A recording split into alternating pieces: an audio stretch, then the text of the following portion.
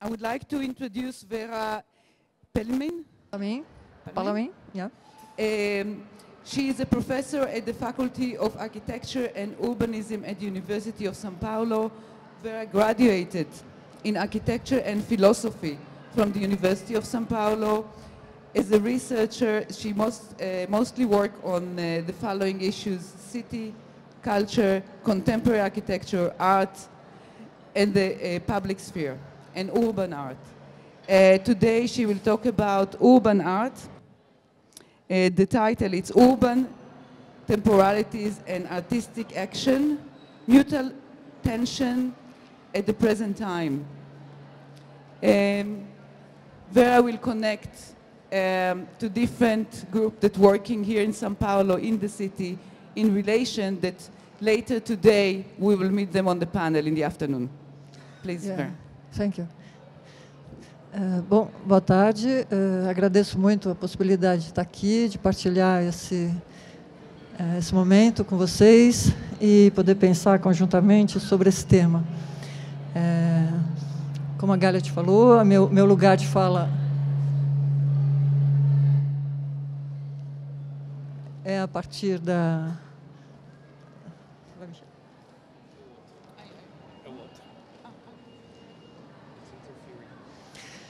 Bom, então é a partir da arquitetura e do urbanismo. E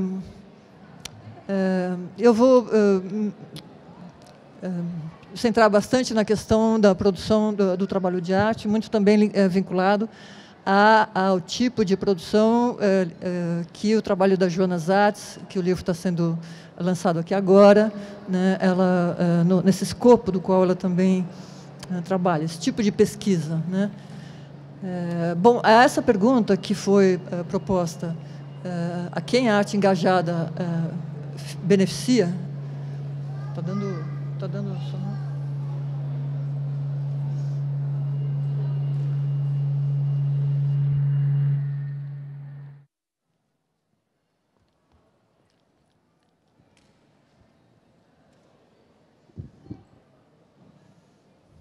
Então, a quem... Está ligado?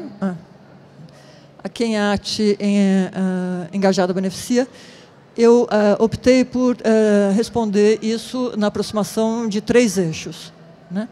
O primeiro deles seria a formação de campos de subjetividade política, o que implica uma bifurcação, né? A subjetivação dos artistas e os processos de subjetivação dos receptores que partilham, né, dos proponentes, dos integrantes e receptores que partilham dessas proposições artísticas. Bom, falar em processos de subjetivação é, ao mesmo tempo, evidentemente, pensá-los em relação aos processos de dessubjetivação que os tensionam, né? E eu gostaria de pensar isso a partir do Agamben, voltando um pouco à noção de dispositivo, que tem sido bastante articulada, mas eu gostaria de voltar com mais vagar na maneira e na concepção que ele trabalha especificamente sobre isso, né? Agamben, então, está realmente trabalhando essa tensão entre processos de subjetivação e dessubjetivação, mas ele propõe essa noção de dispositivo num sentido muito mais ampliado em relação àquele a partir do qual, né, ele está também trabalhando, que é o de Foucault, né? E ele também está propondo essa ideia de um combate, né, proposto por ele a essas estratégias, né, de controle dos dispositivos, que é a ideia de profanação dos dispositivos, né? Ele chama, a ideia de profanação seria essa, nas palavras dele, a restituição ao uso comum daquilo que foi capturado, né? Onde entra, inclusive, a questão das escalas em jogo, né? Acho que essa questão das escalas estava muito presente também na fala anterior, né? Bom, retomando um pouco, então, esse caminho conceitual, o Foucault está colocando esse dispositivo como trata-se de uma função estratégia dominante, sempre escrita em jogos de poder, né? Uma rede, então, de discursos, instituições, espaços, leis, administração, verdades científicas, regras morais. E ele está associando, né, isso me interessa muito, ao elemento histórico e a sua carga imposta aos indivíduos, né, que acaba sendo interiorizada em sentimentos, crenças, comportamentos e etc. Então, processos de subjetivação que se concretizam em relações de poder. A partir disso, qual é a ampliação significativa que o Agamben está propondo? Só um minuto aqui que eu...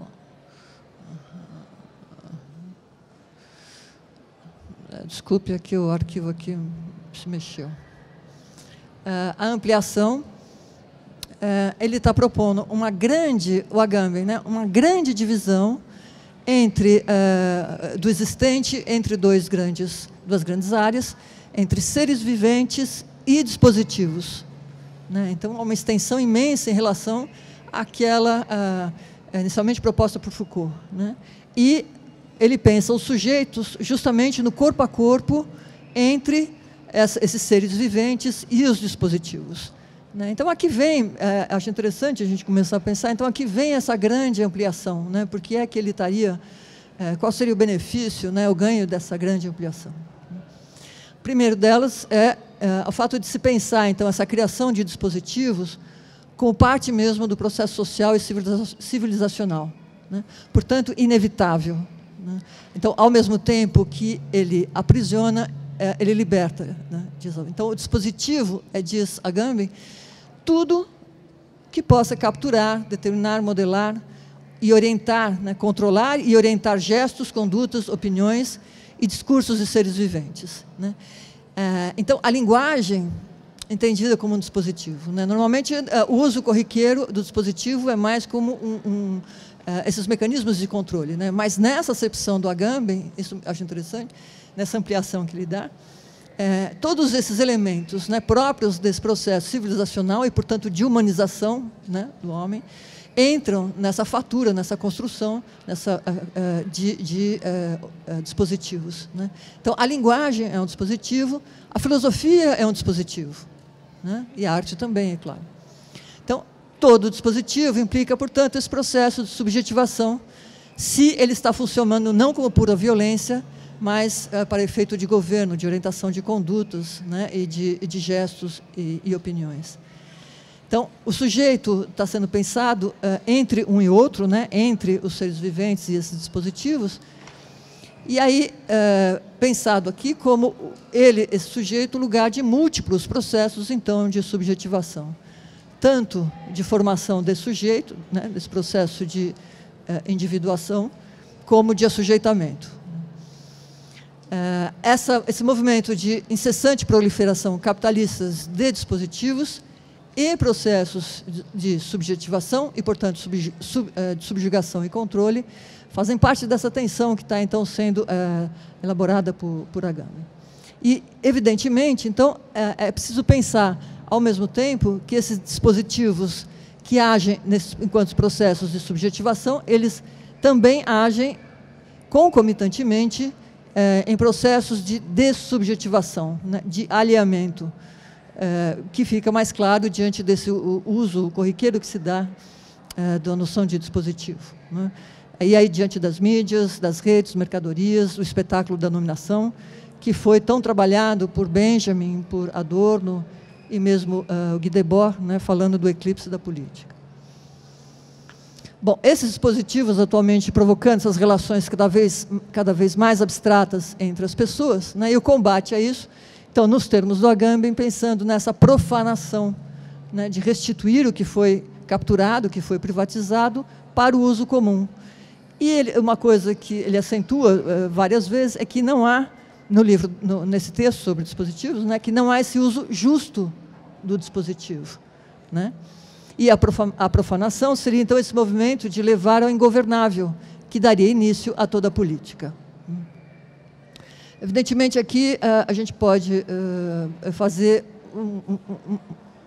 formar uma certa aproximação entre a ação desses dispositivos, como a ação do que Rancière chama da dimensão policial, que na verdade, essa dimensão nossa do cotidiano, do status quo, que corresponde a uma certa partilha de tudo que está aí, né, no que ele chama da partilha do sensível, e o levar ao ingovernável, nos termos do Agamben, como levar a essa redistribuição que implica desentendimento, dissenso e, portanto, essa reconfiguração do comum. Bom, a subjetivação política aí, então, envolve o confronto dessas duas lógicas contraditórias, né, sendo motivada pelo dano, o dano à vida. Esses sujeitos políticos não são apenas os que tomam consciência do dano, né, isso interessa muito nesses processos de subjetivação política, né, mas são agentes dissensuais e eles não existem previamente a esse processo de subjetivação política, quer dizer, ele existe durante o processo, né. Essa ideia de que haveria essa consciência anterior, né, e que ele teria essa potência antes, né, propriamente do processo, isso está sendo repensado, né? Então, isso significa que, assim como o dissenso ele corre o perigo o tempo todo de ser englobado, capturado no consenso, né, evidentemente, esse processo de subjetivação política ele também está o tempo todo ameaçado, ele sofre o risco constante de diluição desse processo, da sua assimilação, né.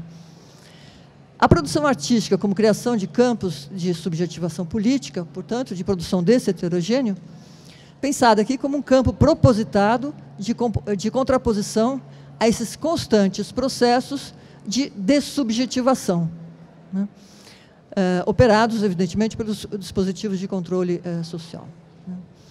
Então, esses planos da subjetivação política articulam essa ideia de arte a uma certa ideia de política, né, no enfrentamento dessas relações colonizadas, tão discutidas aqui, enfim, não só hoje, né, pelo o professor que nos antecedeu, mas também, sobretudo, nas discussões que ocorreram ontem, né. Então, me interessa pensar um pouco esse processo de subjetivação do artista, né, e isso se dando em dois planos. Primeiro, evidentemente, no campo específico das suas proposições, do trabalho na maneira de agenciamento de interlocutores, a mobilização crítica de valores, o questionamento, as situações de vida com as quais trabalham, né.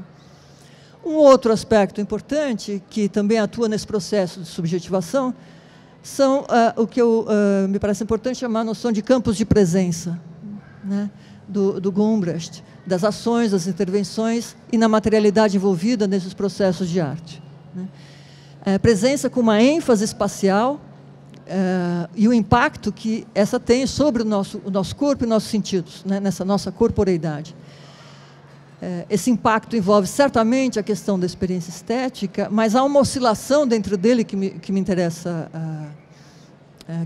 pensar, né, que é essa oscilação entre a estrutura da presença e as estruturas de sentido que podem ser comunicados, né.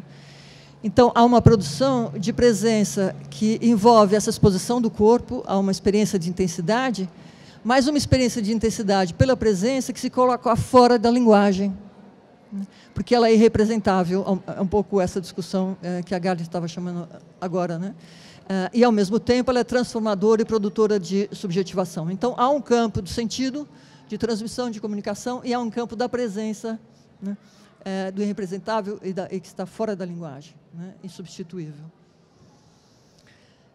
O segundo aspecto, esse campo da subjetivação artística e política, está também envolvido com os modos de enfrentamento dos dispositivos próprios ao campo da arte, que favorecem ou impedem percursos dos artistas com as instituições de arte, os museus, galerias, exposições, curadores, o mercado da arte, as narrativas da arte, os seus campos de legitimidade, esse embate com as formas de financiamento da arte, as redes de negociações e de visibilidade nos meios de comunicação da própria arte, daqueles trabalhos que são elaborados durante esses processos de subjetivação.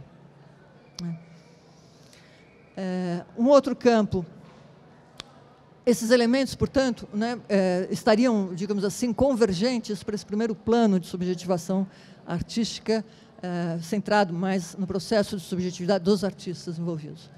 O segundo plano é esse que eu estou chamando da subjetivação política dos demais integrantes, dos participantes, dos receptores, ou seja, do público, né?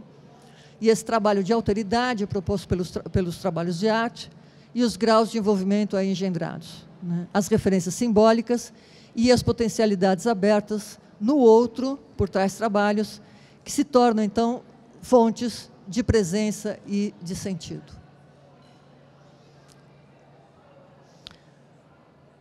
Um segundo eixo que eu gostaria de comentar, a quem a arte engajada beneficia, seria as disputas simbólicas envolvidas na produção do espaço e nos processos urbanos contemporâneos. Isso conta muito pelo tipo de recorte que eu estou propondo aqui, né? Recorte, então, que está favorecendo essa produção que se faz na cidade e para a cidade, e que tem na cidade a sua matéria-prima, né? Então, há um tipo de compreensão dessa espacialidade, da geração dessa espacialidade urbana, que me parece muito específica e que, no meu entender, mudou radicalmente entre a matriz de pensamento e produção da arte antes dos anos 70 e depois dos anos 70, né?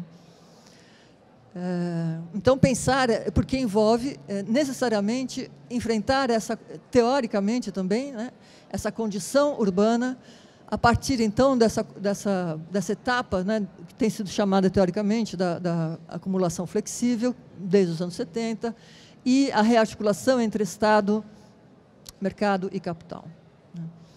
Então, pensar agora a produção do espaço e seus mecanismos de valorização do valor, de especulação, é uma operação central do capitalismo atual, né? O que eu quero dizer esse capital financeiro, ele é aplicado em boa parte na produção do espaço e na especulação de valores imobiliários. Isso significa que toda a discussão que está ocorrendo a partir da cidade, e que lá nos anos 70 está sendo feita com Lefebvre, né, já dando uma centralidade para a produção do espaço, né, isso é sobreposto com um novo tipo, né, de condensação, a partir dessas modificações que estão sendo formuladas na matriz de mudanças econômicas, né? Isso coloca, então, novas dificuldades para enfrentamento, inclusive teórico, compreensivo, desses processos urbanos. E o que chama a atenção é que justamente esse tipo de arte, muito mais sofisticada, e que sofisticada em relação ao tratamento da cidade, né? E que se coloca diante desses processos, ela envolve um aporte teórico e um aporte de compreensão dessas práticas jamais elaborado nesses termos, se a gente tomar em consideração uma certa linhagem que via se desenvolvendo na história da arte.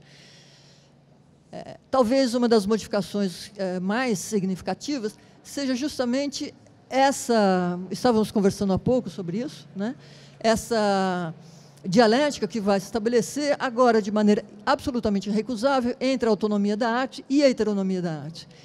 E, no entanto, há todo um campo de discussão que ainda resiste a esse tipo de assimilação, no bom sentido, de toda essa produção, né, porque se fixa muito mais nesse primeiro termo da autonomia da arte, né? Eu acho isso um debate bastante sério e que aqui em São Paulo, nessa semana mesmo, eu presenciei esse tipo ainda de argumento diante da compreensão desse tipo de produção que está sendo feita agora, né? Então, entender a produção do espaço e os seus mecanismos de valorização do valor, né, significa entender também um pouco, evidentemente, dessas estratégias financeiras que estão sendo utilizadas na modificação desse espaço, porque essas estratégias colocam a produção do espaço como sendo central, né? Então, esse verdadeiro esmagamento da cidade que estamos vendo ocorrer em função dessas estratégias financeiras, né, fazem parte dessa lógica que, no meu entender, esses artistas não têm como desviar e eles se confrontam, absorvem e se colocam diante disso, né, que me parece uma postura muito diferente, a partir dos anos 70, em relação ao que vinha sendo feito até então. Bom, enfrentar essa condição urbana contemporânea é enfrentar formas extremas, né? E enfrentar o que hoje entendemos no nosso campo como esse urbano generalizado, né? E alguma coisa desse urbano generalizado ele se caracteriza pelo fato do predomínio dos fluxos de todo tipo, transportes, mobilidade, né, de todas as ordens. Os fluxos se impõem sobre os lugares e acaba colonizando esses lugares e desfazendo circunscrições prévias desses lugares. Então, nesse campo de formas extremas e de urbano generalizado, um primeiro paradoxo dessa condição urbana pode ser entendido justamente ligado a essa horizontalidade, né? Uma horizontalidade que fica, inclusive, ligada a essa própria ideia de urbano generalizado, nessa malha que vai se estendendo horizontalmente, né? Nessa mancha de óleo que vai se espacializando de maneira extensiva, e também pela metáfora das redes, evidentemente, né? Mas essa horizontalidade, paradoxalmente, ela cria uma série de descontinuidades, de rupturas e de discordâncias absolutamente inéditas, né, em relação a esses espaços urbanos. E um segundo paradoxo é justamente que essa generalização do urbano ela é concomitante ao enfraquecimento da urbanidade, ao enfraquecimento da civilidade, em função justamente de ser alimentada por essa cultura de transpor limites, todos os limites, né, o tempo todo. Recentemente, foi lançado aqui em São Paulo um livro do filósofo Paulo Arantes, que é um filósofo de linhagem marxista, ex-professor da Faculdade de Filosofia da USP, né? É um livro que me parece bastante importante, chamado O Novo Tempo do Mundo. Evidentemente, ele está tratando desse novo tempo do mundo, né, a partir dos anos 70, do que ele chama esse novo tempo do mundo, né? Evidentemente, tem uma concepção filosófica dele aqui em jogo. Mas há duas questões que caracterizam esse novo tempo do mundo e que estão diretamente ligadas, inclusive, ao que foi discutido aqui ontem, né? Um é o que ele chama da virada cultural, que tem essa longa bibliografia, literatura sobre isso, né, que deriva dessa centralidade assumida pela cultura nos modos de extração descendente, que eu não vou entrar aqui nisso, né, mas que começa lá com o grande trabalho do Jameson, dos anos 80, e que foi bastante importante para o campo da arquitetura e do urbanismo, né, justamente porque a arquitetura e o urbanismo eles foram funcionalizados, né, os projetos urbanos e projetos arquitetônicos foram fortemente funcionalizados em função dessa virada cultural.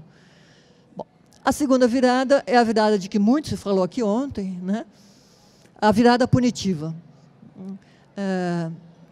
que está em conversa direta com o trabalho do Foucault, né? Do Vigilância e Biopoder, e do sociólogo francês Louis Vacan, em que ele trabalha e propôs, lá nos anos 80 e 90, a ideia de nova gestão da miséria, né? E o Vacan propondo, talvez tenha sido um dos primeiros a trabalhar com essa relação, né, esse elo forte entre essa reestruturação neoliberal e a punição. E aí eu cito uma frase aqui do Paulo Arantes, ele diz, a mão que é, recuperando do Vacan, né, a mão invisível do mercado necessita do punho de ferro do Estado penal e convoca-o. Então, essa virada punitiva como fruto dessa acumulação flexível para enfrentar essas instabilidades implicadas na reforma do mercado, né, e o gerenciamento penal da marginalidade urbana.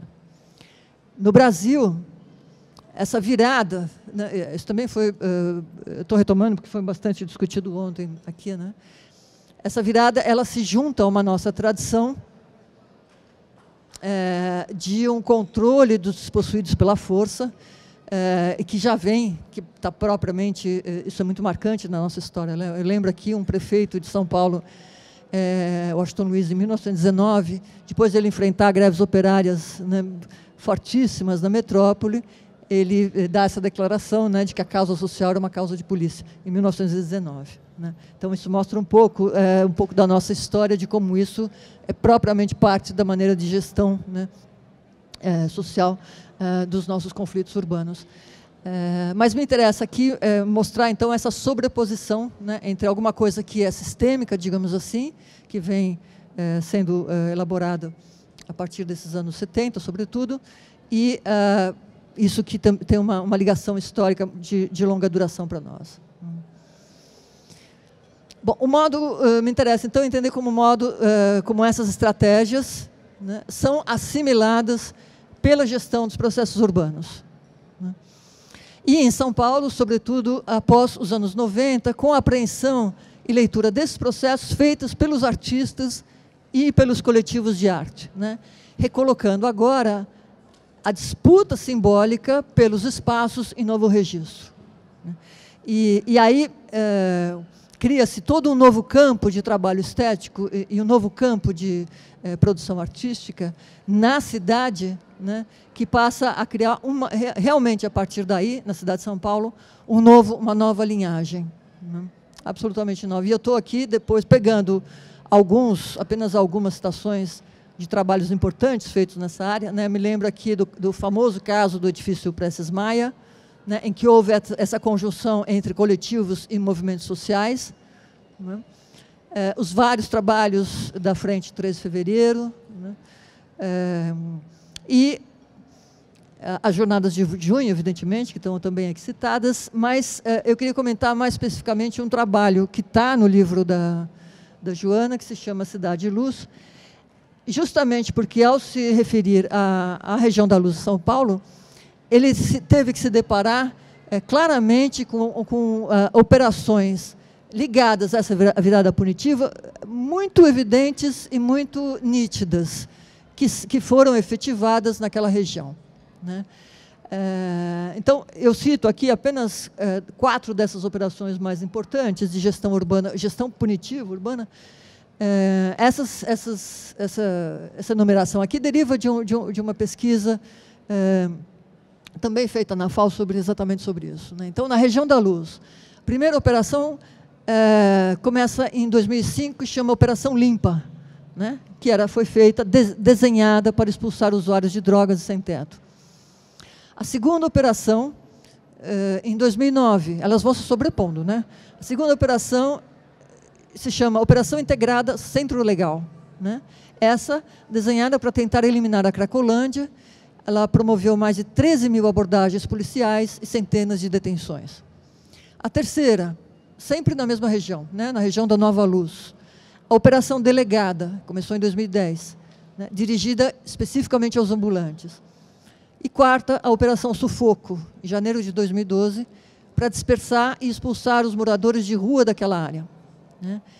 O interessante é que a Guarda Civil, que pela Constituição ela não é militarizada, né, porque ela se envolve sobretudo com a Guarda do Patrimônio, ela foi militarizada, começou a trabalhar ali junto com a Polícia Militar, e nessa Operação Sufoco, ela impedia esses moradores de rua que ficassem parados ou que se deitassem de modo a levá-los à exaustão. Então, no enfrentamento, né, nessa proposta, nessa Cidade de Luz, né, foi um trabalho que ele enfrentou especificamente esse tipo de embate urbano, né, também totalmente voltado para um projeto de renovação urbana, né, que depois ele foi suspenso em 2013, mas não significa que tenha sido eliminado, né, ele está apenas suspenso. Bom, o que me interessa, então, é chamar a atenção é esse empenho dos artistas na leitura crítica e compreensão desses processos urbanos em sua especificidade, que me parece inédita, própria desse período pós-anos 70, né, se pensarmos nessa linhagem da história da arte. E é interessante notar também que muito dessa arte passou a ser produzida por pessoas que não tinham uma formação ou uma proximidade específica no campo da arte, né? Muitos dos coletivos de arte contemporâneos, eles incluem integrantes com múltiplas formações profissionais. Então, esses processos de subjetivação artística e política, eles levaram também ao rompimento desse limite, né? Disponibilizando a arte para um campo de prática e ação, para um conjunto muito maior de pessoas e de artistas, portanto, né? E perante esse urbano generalizado, anônimo, extensivo, processa-se a cidade, né, em função desse trabalho dos artistas, né, uma cidade que tende a não ser vista, né, onde processos ocultados, né, passam a ser elaborados, reelaborados, e determinadas práticas urbanas são retomadas e postas em plano de confronto, né, o que implica alterar no meu entender, as condições de produção simbólica desse espaço urbano contemporâneo, né? Então, me parece que há realmente uma abertura, a partir desse trabalho todo, né, uma abertura de um novo tipo de produção simbólica, com uma carga, uma extensão e uma profundidade específica, digamos assim, desse período, né? A criação de outros territórios, de outras narrativas, né, que invadem esses territórios e os reconfiguram segundo uma potência de cada trabalho em pauta, evidentemente, ou segundo o acúmulo desses trabalhos, formando um solo cultural crítico, que é o que se vê hoje, né, nesse campo, evidentemente está aqui na Bienal, mas estávamos agora, né, comentando há pouco, antes dessa fala, da importância com que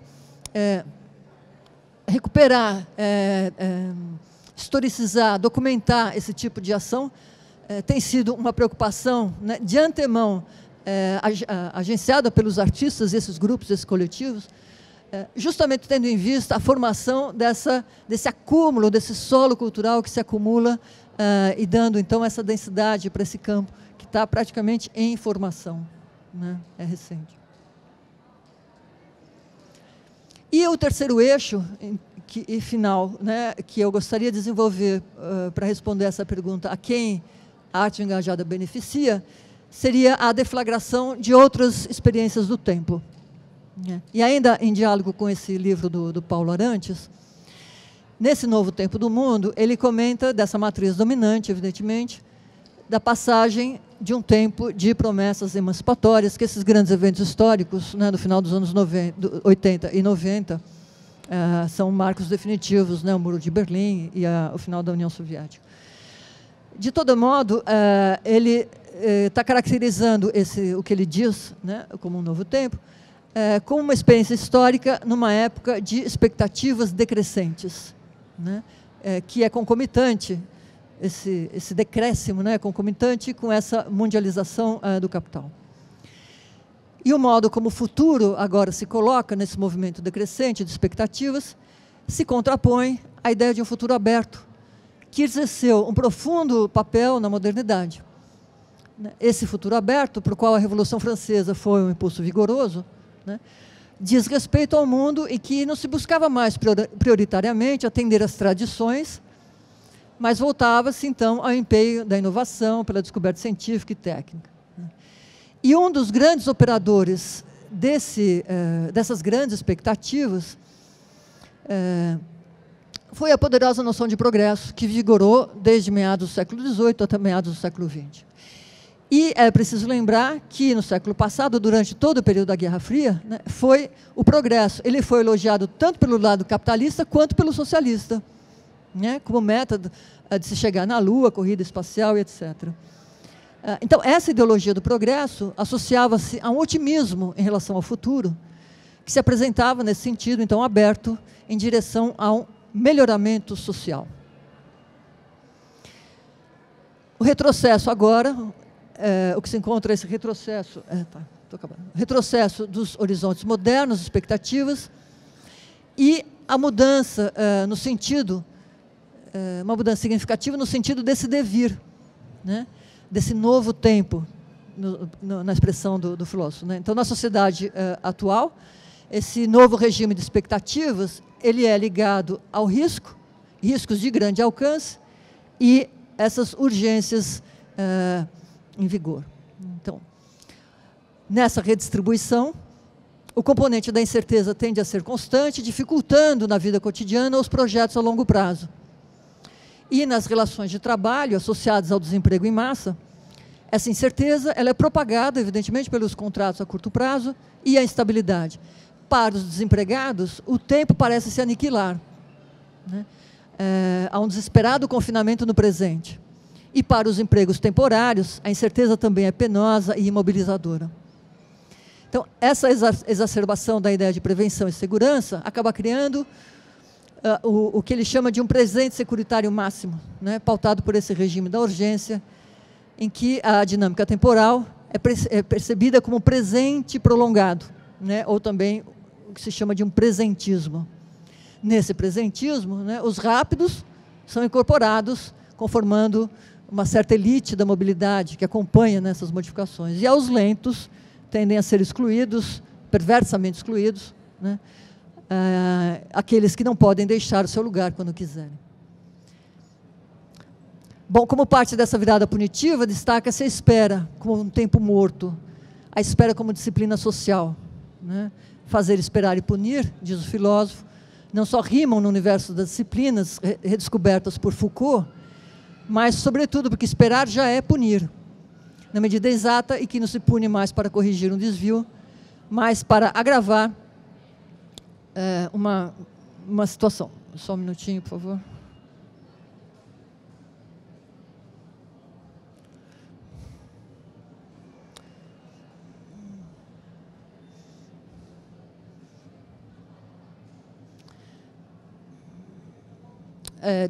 Para gravar um estado indefinido de contenção. Então, quem quiser fazer uma experiência desse presentismo, basta andar pelas grandes cidades contemporâneas, por esse urbano generalizado, também denominada de cidade genérica, né? Então, nessas cidades genéricas, o presentismo ele é rei, corroendo o espaço, reduzindo o tempo e o expulsando também. Nessa cidade genérica, liberada da servidão ao centro, a cidade genérica não tem história, né? E se, apesar de tudo, ainda existir um centro, ele deve ser na qualidade do lugar mais importante, mas simultaneamente como o mais novo e o mais antigo, o mais fixo e o mais dinâmico, né? E que se ignora, então, o envelhecimento, só conhecendo a autodestruição e a renovação local, ou então uma precariedade habitacional ultra rápida. É justamente esse tipo de dinâmica que é aquela reinante nos projetos de renovação, como esse que eu acabei de citar, em relação à luz. Bom, a produção artística tem a potência de deflagrar essas experiências que escapam a essas categorias temporais dominantes. Por um lado, elas podem reconduzir a valência política da memória social, muito discutido ontem naquela mesa final dos artistas, né, dos ativistas, deslocando apagamentos, esquecimentos programáticos, e ressignificando ausências. E, por outro lado, reafirmando a potência da vida, elas são formadoras desses campos de presença e também de devires. Elas desformatam o tempo já dado, por assim dizer, provocando multiplicidades de outra ordem. Para finalizar, eu gostaria de apenas citar, e me parece um trabalho de arte que colocou muito dessas questões do tempo, da espera, da subjetivação política, das novas formas de entendimento dos processos urbanos, enfim, tudo isso que eu, de alguma forma, me aproximei aqui, foi a performance que ocorreu em Istambul, né, do homem em pé, do Standing Man, de Erdem Gündüz, que ficou, então, 8 horas parado na Praça Taksim, numa das formas de reação a um projeto também de renovação urbana, né? Ele, de alguma forma, mobilizou essa potência, nos termos de André Lepec, né, o que ele chama de uma coreopolítica de sensual, revelando, de uma forma, me parece, muito inteligente, esses 3 eixos que eu procurei delinear. Então, a subjetivação política, a crítica aos processos urbanos e a deflagração de outras temporalidades e devir. Bom, é isso. Muito obrigada.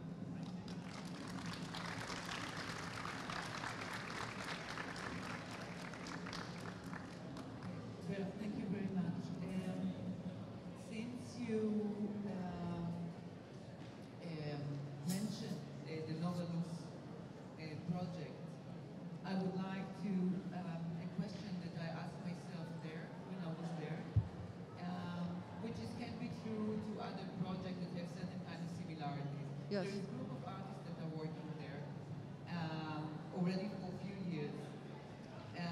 They have a library, they create a space for kids to draw in the afternoon if they can't do it at home. And my question there, because what is the role of the artist and where is the role of the social worker? What is the limit between the artistic, if there is a limit, that we can draw between the responsibility of the city, that sometimes the feeling with Engage project that the artist or the artwork are pushing the responsibility, or entering to the place that it's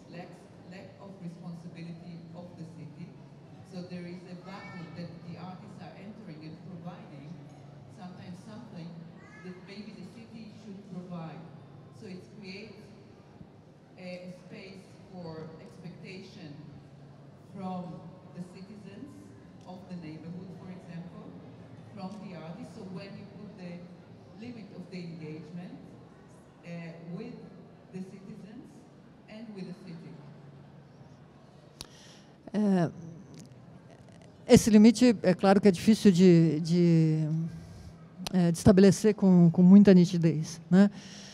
Mas me parece que o lugar, por isso que eu dei muita ênfase na ideia de disputas simbólicas. Eu acho que a inteligência artística, ela muda a maneira como essas disputas simbólicas ocorrem na cidade, né?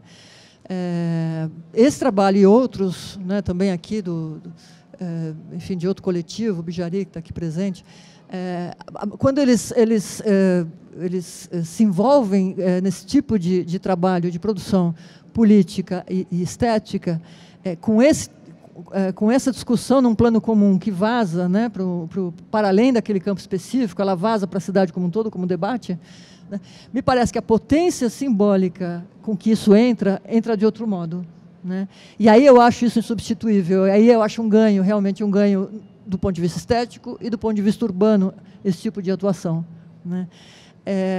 Ele não é isto ao qual eu estou me referindo, dessas disputas simbólicas, não é exatamente a criação de espaços de área, como você comentou, de livrarias, bibliotecas. No próprio Prestes Maia tinha também esse espaço, né, da criação, mas feito por um dos integrantes do próprio movimento social, né? Mas me parece que essa dimensão propriamente urbana, mais acirrada na disputa política, que me parece um ganho que se consegue, né, com a entrada da arte. Então, a arte acho que a arte entra não fazendo um trabalho que poderia ser feito pelos assistentes sociais ou eu acho que não. Eu acho que ela muda a maneira de confronto, ela muda a maneira do dissenso, ela muda o que é colocado como dissensual e a maneira como isso se espalha, né, enquanto conflito político, né, em termos mais amplos. Eu entenderia nesse sentido. Por isso que me parece fundamental esse tipo de trabalho para a produção do espaço contemporâneo, porque é ele mesmo que ele é produzido, então, também simbolicamente de outro modo, com outra potência, né? É claro que, pegando de novo, por exemplo, o trabalho acho que talvez você deve ter acompanhado dessa ocupação do Prestes Maia, né? No centro do edifício Prestes Maia, ocupação. Os primeiros agentes dissensuais ali foram os do movimento social mesmo, né? Eles foram os primeiros agentes.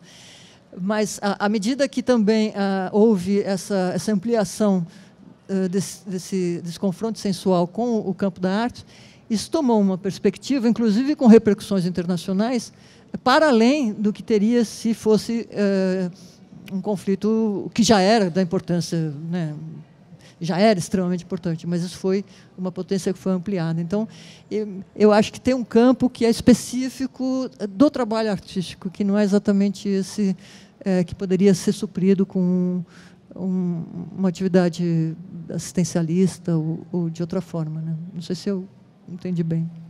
Uhum.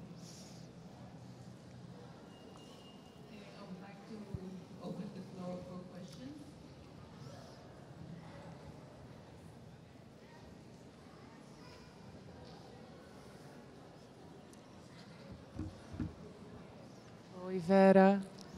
Olá. Tudo bom? Tudo. Então, eu tenho uma pergunta. Apesar de ter percebido que você tomou muito cuidado na delimitação do espaço da sua fala, no que diz respeito, agora como se enfatizou para a Galite, no que diz respeito à disputa simbólica da produção do espaço, enfim, a prática artística, etc., eu quero desafiar a gente pensar, estendendo um pouco essa discussão para fora desse espaço limitado da sua fala, que é, ok, nós, artistas, imagino, presentes aqui, a gente se vê representado nessa ideia do Pedro Arana que você colocou do presentismo. Assim, nós, do tempo lento, somos excluídos. Eu acho que, em algum momento, todos nós pensamos assim. No entanto, a gente vive, se a gente esbarra no sistemão da arte, a gente vive a figura do artista, que é o cara que representa o tempo lento, mas ele ou ela, mesmo sendo vítima de uma aceleração da sua produção, para encontrar as demandas de mercado, ou mesmo as demandas hoje em dia institucionais. E imagino como é que isso conflitua com as discussões que a gente tem com relação à produção do espaço urbano e a produção simbólica da arte. Hoje é muito é delicado e quase escorregadio a gente conseguir manter essa discussão viva e prática. Enfim, queria jogar essa provocação. Uhum. Eu acho que até onde eu posso acompanhar os artistas, né? Eu acho que eles sofrem um tipo de pressão muito específica, né? Justamente por isso, porque ao mesmo tempo que a produção envolve em grande parte a crítica, esse processo, eles não conseguem, né? Como eu disse, assim, a parte do processo de subjetivação deles ter que lidar com a dessubjetivação, né? Esse desmanche que essas instituições frequentemente provocam, porque na lógica dominante, né, de mercado, enfim, e tudo que isso implica. Por vezes o processo acaba ganhando, né? Por vezes algumas carreiras acabam sendo interrompidas, né? Justamente porque não conseguem esse agenciamento, né? essa possibilidade de um diálogo entre esses dois tempos, né? Um tempo que é o tempo esmagador, né? De confinamento mesmo, do artista, e o outro que ele se contrapõe, né? Ele está a contrapelo disso, e criar esses campos de presença que só fazem sentido, só encontram espaço, né? À medida que essas instituições conseguem dar visibilidade para isso. Isso coloca o artista numa situação, eu acho, que com um tipo de confronto que eu não vejo em outros produtores. Não vejo o tipo de pressão que nós, arquitetos, passamos. Não é completamente diferente. Outro dia aqui eu estava presente numa das reuniões das conversas ao pé do Baobá aqui, não é? Do trabalho do Contrafilé. E ali, então, um dos artistas, uma das pessoas dizendo que 22 teatros, se eu não estou errando o número, estavam à beira de perder seus espaços, né, para empreendimentos imobiliários. Me parece que aí é propriamente o confronto dessas duas temporalidades, né, onde você tem uma temporalidade desse tipo de teatro, né, que é propriamente a contrapelo disso, e uma outra que simplesmente vai silenciar e vai esmagar, né? Eu acho que isso coloca o artista numa outra situação muito mais delicada, né? Ele assume ele sofre, né, uma pressão talvez maior do que as gerações anteriores. Eu imagino que sim. Imagino que sim. Porque agora essa incerteza, essa instabilidade, essa está para todos nós, né? Não tem mais ilha, né? Não tem ilha.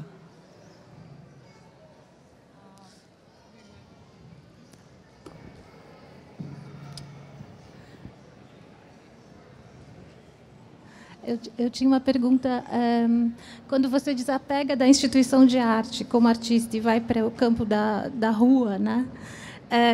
Às vezes eu fico nessa atualidade de o quanto a gente não é o gerador, o pioneiro da especulação também, abrindo campos, sabe, quando você está agindo na fronteira da ilegalidade, mas também abrindo campo para esse espaço ser especulado. Esse essa é a lógica, né? Eu vou ser breve porque a gente precisa terminar aqui, mas essa é justamente essa maneira, né, de estar, enfim, deglutindo tudo isso, né? O sistema que é inevitável, não tem como. Quer dizer, isso é o perigo de se tornar consensual, é inescapável, né? Mas isso não invalida a potência, né, esse brotamento, né, que eu acho insubstituível, né, sem paralelo, produzido por esse campo de produção cultural. Eu vou terminar em função do prazo. Muito obrigada, viu?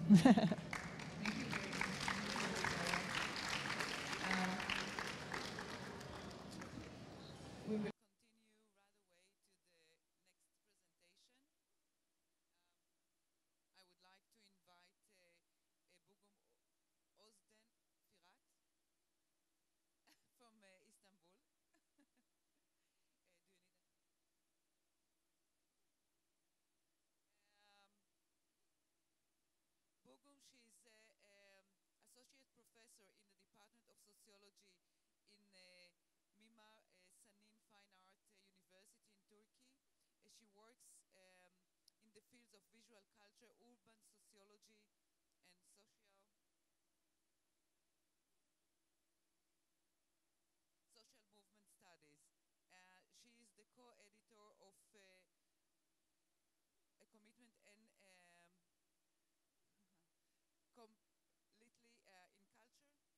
culture theory and practice, and cultural activism.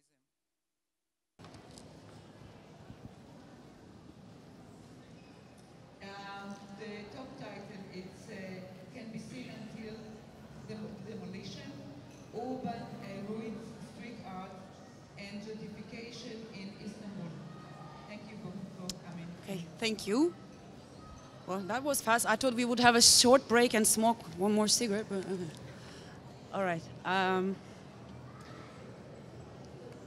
In the summer of 2012, an urban regeneration site, Tarlabaşı district in Istanbul, witnessed a series of uncommon activities.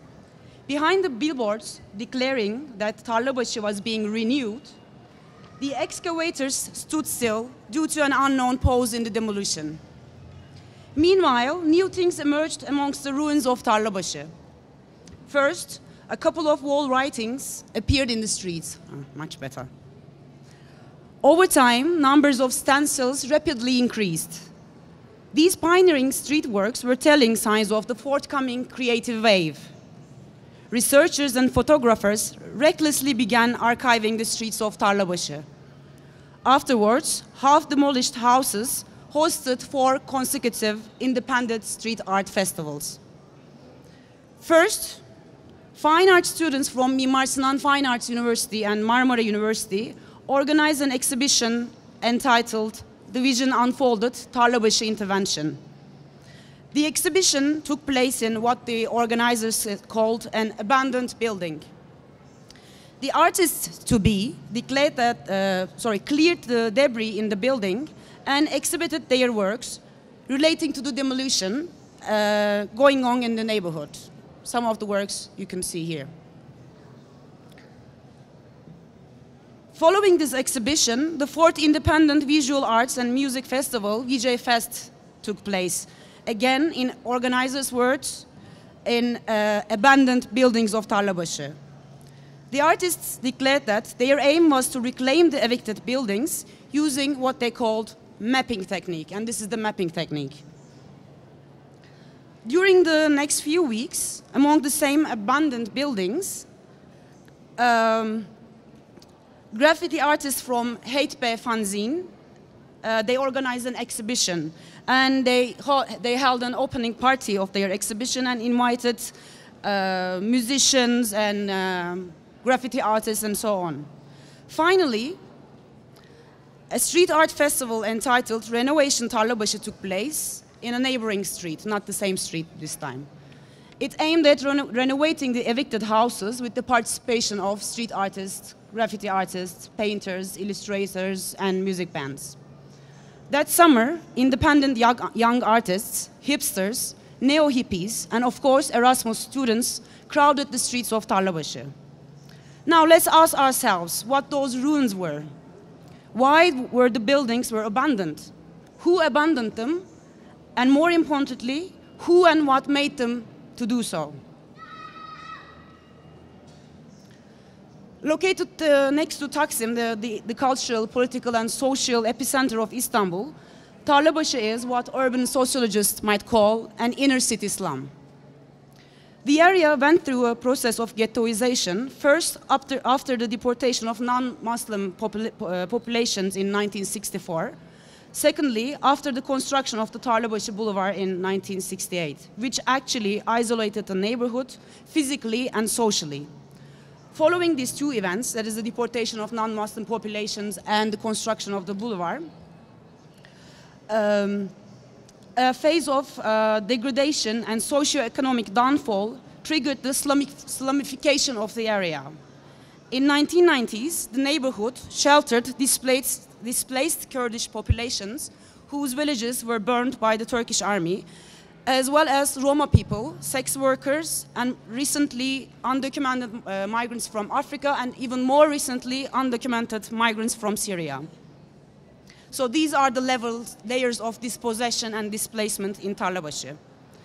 In 2006, the neighborhood was declared to be an urban transformation region, and a governmental euphemism, obviously. Following the designation of 278 buildings as a renewal zone, the site was put on tender by the municipality. A private developer took the bid in 2007. Let's see what the project looks like. This project, actually, designed by 9 Turkish star architects, promised to revitalize the area by turning it into a residential, touristic, and commercial center. It also promised keeping the historical facades of the building, but not the population. Okay, you know, when you look at the images, you see what kind of a population is desired, and you can't really see, but from what we get, the desired population uses Vespa as their means of transportation, and they all have laptops. That is their means of production. And of course, you can't really see, but interestingly, there were many gay couples. Anyway, so this was the project. So this project actually created an organized resistance, but by 2012, the area was half evicted of its inhabitants, and the developer started demolishing buildings. So this is where our story started, actually. So while this bulldozer was demolishing buildings on top of a building, this is, I guess, one of the most dystopic urban images of recent history, Tarlabaşı began hosting its temporary inhabitants, street artists, and urban adventurers. Photographers who, before the demolition, preferred capturing images of laundry drying on washing lines, or children and women sitting in front of their houses, or men sweating in their workplaces, now preferred documenting empty buildings. You know, maybe from favela aesthetics to a sort of ruin aesthetics. Around that time, whoever got a can of spray paint made their mark, free from the fear of being prosecuted. As the buildings were being destroyed, the streets of Tarlabaşı, which were once considered nests of crime, began to turn into public art galleries. In her book entitled A Field Guide to Getting Lost, Rebecca Solnit affirms an affinity between urban ruins and the emergence of punk music. She writes, and I quote, "Ruins become the unconscious of a city, its memory, unknown, darkness, lost lands. An urban ruin is a place that has fallen outside of the economic life of the city, and it is, some way, an ideal home for the art that has also falls outside of the ordinary production and consumption of the city," end quote. So we should ask, but do urban ruins indeed fall outside of the economic life? So I'm going to make a huge detour, and I will bring you to Detroit. You know, Detroit, the city in the US. It was once the pearl of heavy industry site, actually where Fordism was discovered. Think of Chrysler, General Motors, and Ford. Now, this city is one of the most striking contemporary examples of linking ruins and the market. Today, Detroit is in the heart of the Rust Belt, which emerged when capital actually fled the city following the economic crisis in the 70s. The city was, and still now a bit, I guess, was surrounded by derelict mansions, factory buildings, hotels and playhouses, which became the symbol of urban decay. In 2005, a book entitled The Ruins of Detroit was published. It collected photo images of abandoned buildings of all sorts, such as one you see. The rest happened in a rapid succession. Journalists, researchers, artists swarmed the city in order to document the decay. Lately, the term ruin porn is being used to account for the aesthetic relation towards the ruin of Detroit. John Patrick Leary, for example, argues that by now the classic documentary film Requiem for Detroit expresses that pornographic gaze quite well. He defines the pornographic elements in such products, such cultural products, as follows, quote, "The exuberant connoisseurship of dereliction, the unembarrassed rejoicing at the excitement of it all, hastily balanced by the liberal posturing of sympathy for a man-made Katrina, and most importantly, the absence of people other than those what the director cruelly calls street zombies," end quote. So this pornographic relation with the ruins soon after bear its familiar fruits. Those abandoned buildings, empty houses, empty hotels, train stations, factories succeeded in catching the attention of the new upcoming creative classes. Photographers, designers, and artists searching for a place among the ruins opened the way for cultural or creative industries. In 2010, the Detroit Creative Corridor Center was founded. It has a very clear vision. Detroit has all the assets to be a global center for design and creative innovation. The talent, the aesthetic, the brand, the infrastructure. While Detroit got out of the Rust Belt and entered into a creative hallway, ruins became the favorite places for capital. Now, the example of Detroit reminds us that the urban ruins are not as innocent as they might have thought to be. Certainly, our situation in Tarlabaşı is quite different. Whereas Detroit turned into a derelict city after the capital fled the city, Tarlabaşı is actually turned into a derelict area precisely by the intervention of capital. Whereas Detroit experiences the process of artist-led gentrification, in Tarlabaşı, this classical model of artist-led gentrification finds its way to the streets quite delayed. Let's say, as an after effect of state-led gentrification. Although the order of the agent's entrance to the area differs, both examples make us see that the rundown buildings and empty streets become a similar center of attraction, especially for alternative or dissident artists. Whether they are considered art or not, how should we evaluate street works in Tarlabaşı?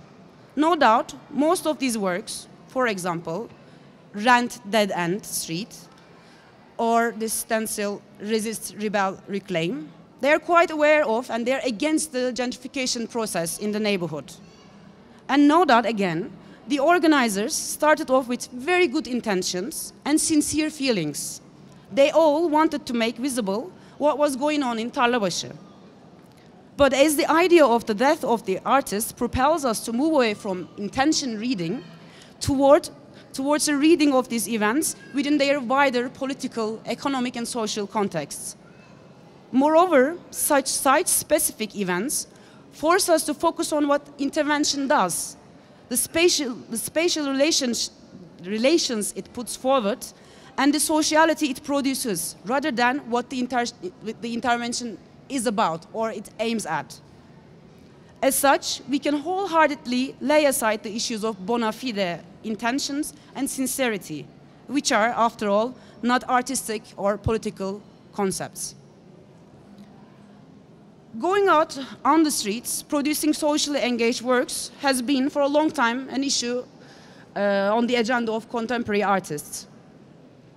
I guess it's not an exaggeration to say that today contemporary art institutions desire artists to be dissidents, aware of and involved in social issues. Maybe we can say now art is not beautiful, but art is political. Artist is not beautiful, but artist is political. Currently, the political qualities of such engaged art, politically or socially engaged artworks, and their social and economic impact in the context of gentrification is being discussed. When we consider interventions in Tarlabaşı, as I mentioned before, a reverse process occurs within the framework of debates about gentrification. The area was first assigned to capital by the state, that is state-led gentrification, and artists filled the streets after capital opened the area. In other words, the site is first enclosed by capital, and by doing so, capital leaves an exceptional area for a brief time open until it's totally demolished. Keeping in mind the fact that there was almost no artistic intervention in this neighborhood before the eviction started, we can claim that actually capital frees the streets, frees the neighborhood, and it opens up a space for artists to produce their own dissident works. In this context, it's important for us to think what such temporary interventions do in such areas. When artists clean a building and turn it into a temporary art gallery to exhibit their politically engaged work, what kind of a relationship do they form with that space which is already always social? It is true that such activities reutilize buildings evicted by capital. However, while doing that, and sometimes mostly to the contrary of what artists desire, artists end up turning the project area into a cool attraction center and opens it to its possible upcoming new hip users. A line from this Heytbe fanzine party invitation on Twitter helps us better understand what was at stake. It said, "Come all to the opening party. It is the most uncommon alternative for tomorrow night." Or the invitation of the Division Unfolded exhibition. All these works can be seen until the demolition. Now, reclaiming a street or a building does not automatically liberate any space. The hit and run tactic of spatial intervention aims at creating new collaborations that escapes power control by occupying a particular space for a given time. That resembles actually Hakim Bey's idea of temporary autonomous zones. However, we need to emphasize that rather than running away, the political skill of such interventions lies in their ability to enhance new social relationships by transforming the reclaimed space.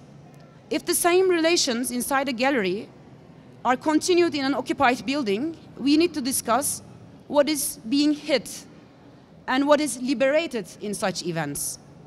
In that sense, where and how one hits is more important than how one runs away. Moreover, and maybe more importantly, we also need to think about what one leaves behind when one runs away.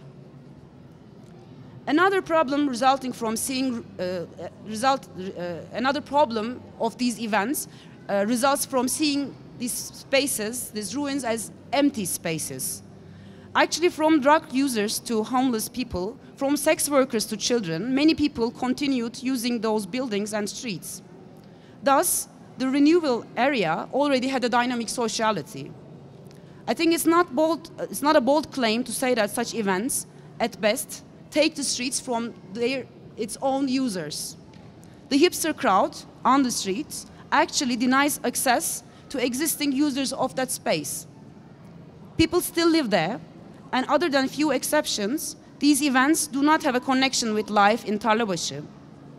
At this point, we can clearly understand that these interventions are not interested in merging in life or organizing life with its users. The site, it seems, is just a sexy stage that makes these works look good, even worse, look political.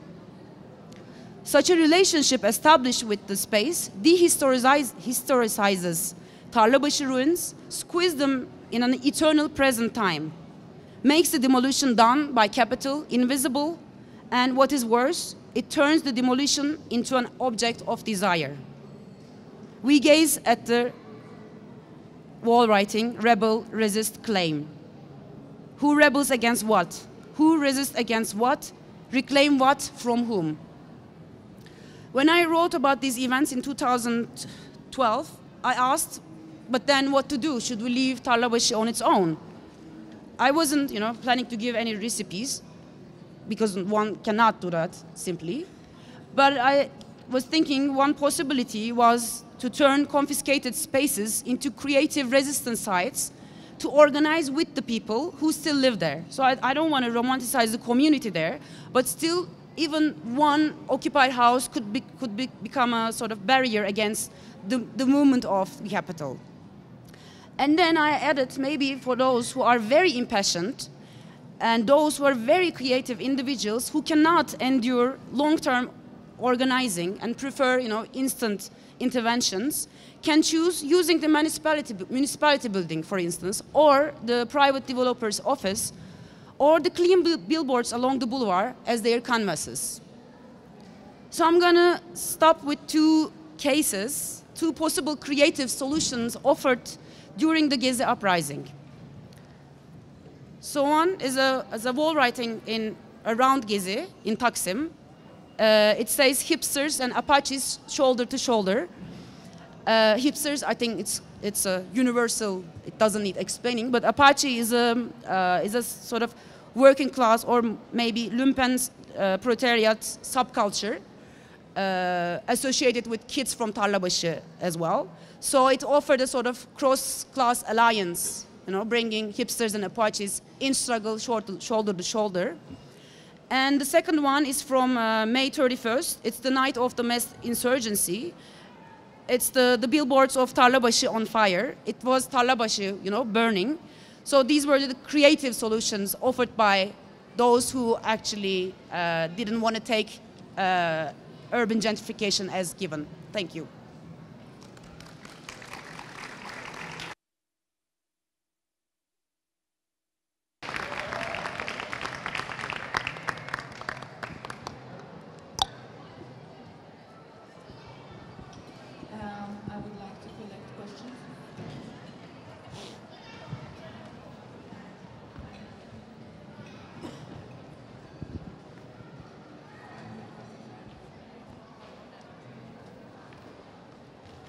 Thanks very much, Begum, for the sharp criticism of this intertwining of creative industries and gentrification. When I'm saying creative industries, you don't hear?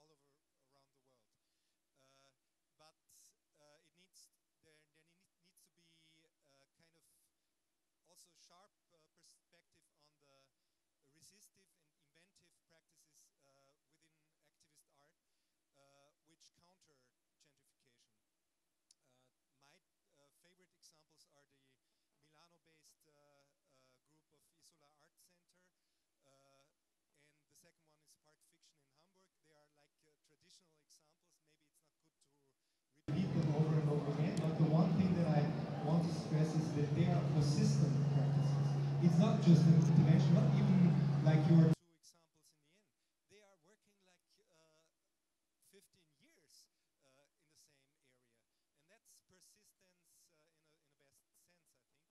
And I think it needs this time scale to have a resistance that is in one way or the other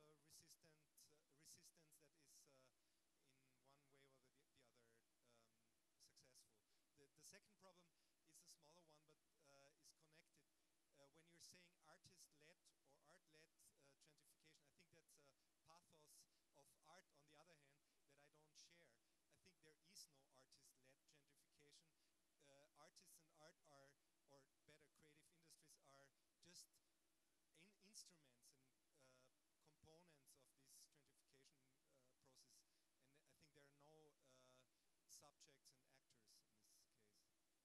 questions. Thank you very much. Shall I answer now? Before I forget, can I? Because otherwise maybe I'll just... Okay. Now, yeah, you're right about like, maybe we should use the concept of cultural producers. But I mean, there's a problem with that because now everything has become art.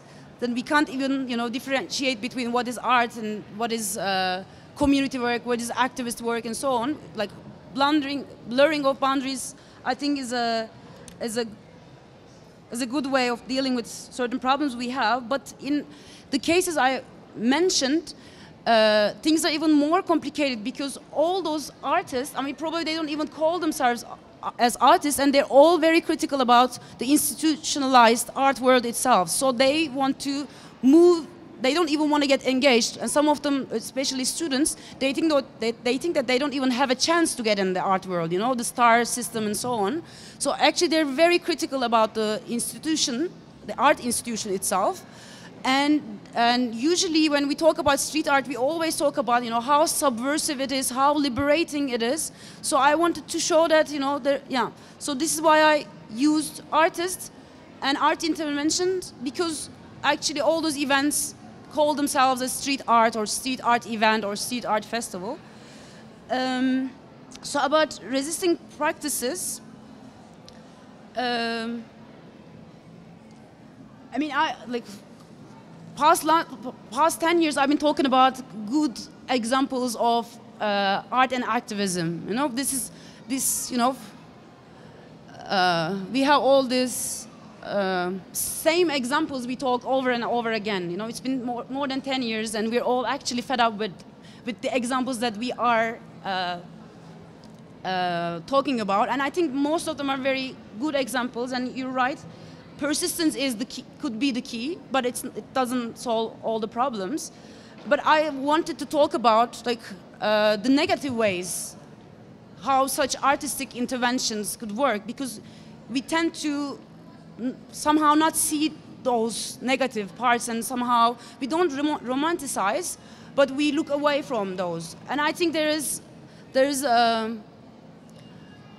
a danger of turning our heads from those kind of practices, because I think such practices are becoming very common, So this is why I chose talking about such cases, and I think in some ways I might have caricaturized them as well, to make my point. That's what we do sometimes, I guess.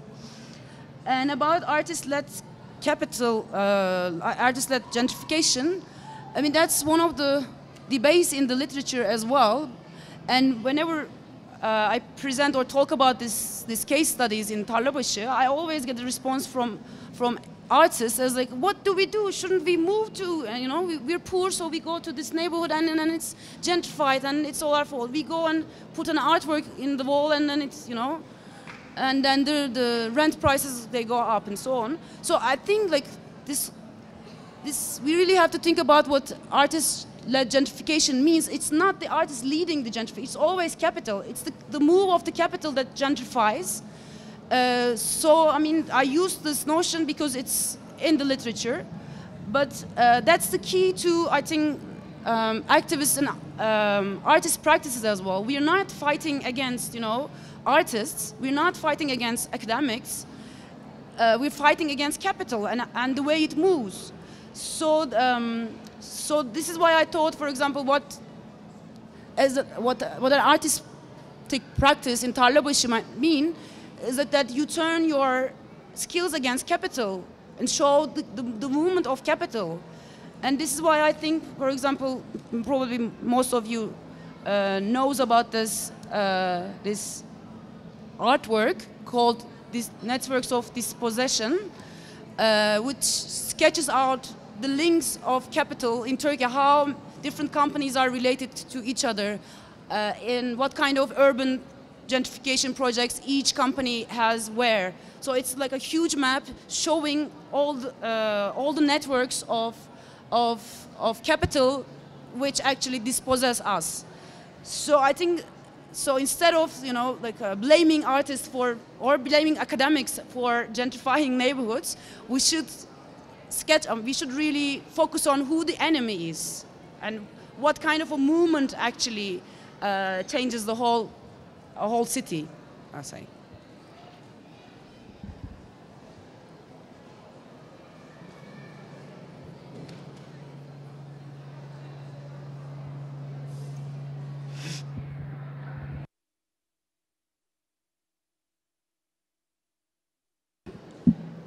I'm not sure if I can form it as a question. I will try. We talk about the market, the city, justification, the artist. So maybe artists don't lead the certification, but artists for sure participating in many projects that in relation to real estate. Most of biennials, Forum, Manifesta, etc., are relating to all legitimate or creating relation for the market in some cases in relation to real estate. But there is something that I think it will be, for me, hard to unfold. It's the relation between the symbolic value and the market value. If in the past we could say that we, the curators, the organizers of events, the writers, the philosopher, the theoretician, the art historian, build the value for the symbolic value of an artwork, and then the market value enjoy, yes, and the value, basically the market value grow after the symbolic value. Today we see something which is a bit different. Today the market value start to replace the symbolic value.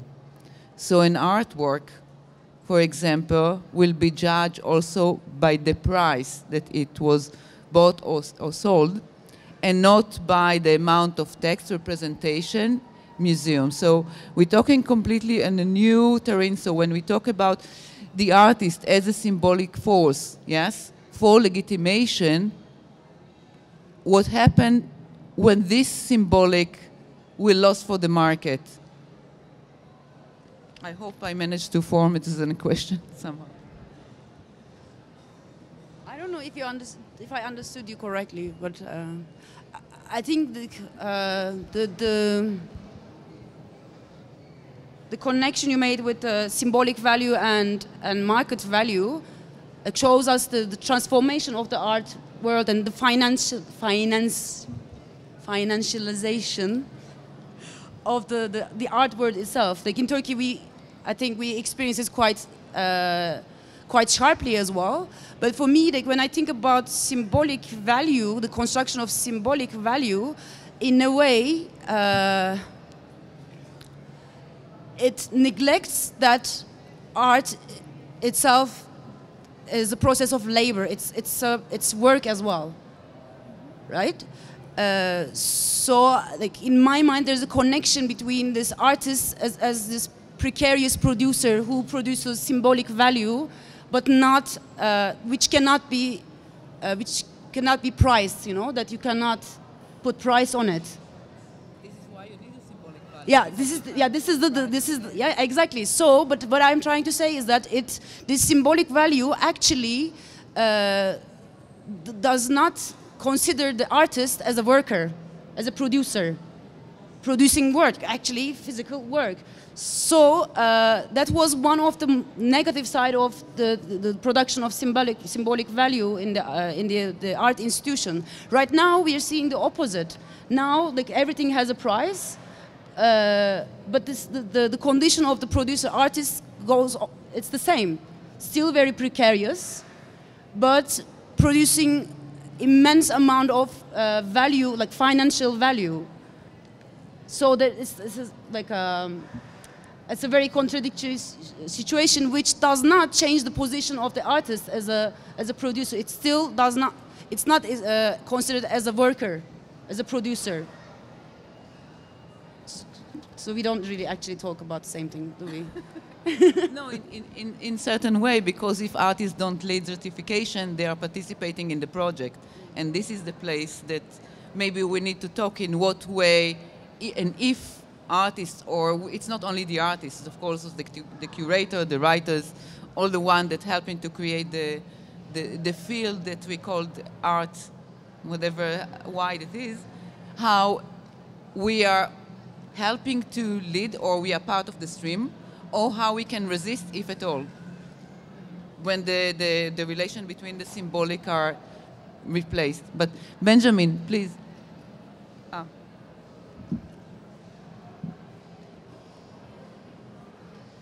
Sorry if I was too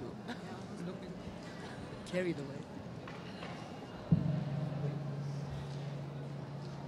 Oh.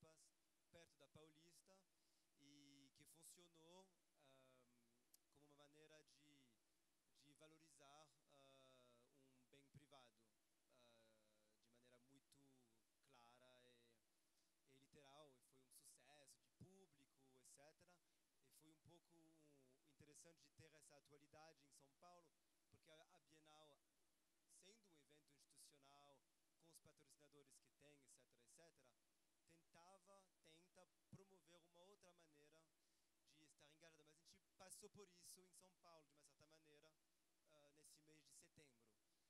E eu faço essa relação porque uma coisa que me interessa é essa questão do público, que justamente talvez outra maneira de olhar para a mesma questão. Para quem essa produção é produzida? Porque justamente no exemplo, ou no contra-exemplo que você deu, é claro que o público é pré-existente, são esses hipsters que vão para atender algo neste lugar. E de repente eu acho que e depois você deu então esses dois últimos exemplos, mas eu não, eles se colocam na escala da cidade. Por exemplo, esses cartazes queimando, o público, digamos, é o transeunte, quem está passando por lá. Mas se você pudesse de repente falar um pouco, comentar um pouco, que acho que vai ser vinculado a o que vai ser falado talvez depois, a quem essa arte engajada beneficia, e de pensar também em que medida ela se constrói não apenas junto, mas também criando outras maneiras de se organizar, se juntar, e que o seu público está embutido na sua ação, não no caso deste, mas numa ação que será mais virtuosa de repente. Se você poderia comentar um pouco isso, o papel do público nessa arte engajada. Yeah, thank you. I can talk about the cases that I mentioned. So I guess all four of them was focusing on a crowd which is very subcultural. So actually there was no audience, you know, it was a self-enclosed, very closed community within a community trying to do a community work in, you know, in a way. And then even like the last example, the street art festival, there was a very tense conflict between the inhabitants because, you know, they occupied a street and there were two families still living in the street, and down the street that we call Deep Tarlabaşı, where people still live, there were people still, you know, residing in their houses on a Sunday. They were trying to sleep, maybe. So there was this huge tension between those who were living there, and then there was this rumor going on in the festival saying that the Tarlabaşı people are getting organized with their, you know, sticks and machetes and so, not machetes. So that explains like how it was totally disconnected from the neighborhood itself, and how this discourse of, you know, nest of crime could, you know, hark back. Because, you know, many people involved thought that this is, you know, we are liberating that space, but actually it wasn't liberated in that sense, and then this fear of the criminal was immensely there. People were very stressed. Nothing happened. So in all these cases, it was a very inverted subcultural collectivity reclaiming the space. But my problem with such community work doesn't only stem from such disconnection. I think this is not only a question for artists, engaged artists or street artists, it's a question for an academic as well. It's a question for an activist as well. If you want to do community work, if you want to do research in a community, like there are certain steps that you have to take, you know, like as a researcher, you first go to the area, you don't just jump in and, you know, do your own thing, but you first get to know the area, and then like if you want to do something engaged, then you have to know what concrete demands these people have, and what would empower them, you know. Such questions are important. You don't like it. And so that's it's like doing such kind of community engagement. I don't even like the expression. It's very intricate. So, and it doesn't actually speak to the public in a general sense. It's very enclosed. So it's not the same level as this urban performances of, you know, burning down the billboards and so on. So the intentions of the organizers were to give a voice to Tarlabaşı, to make it heard, but it didn't even work on that scale either. So, but only these cases, I'm talking only specific cases, you know?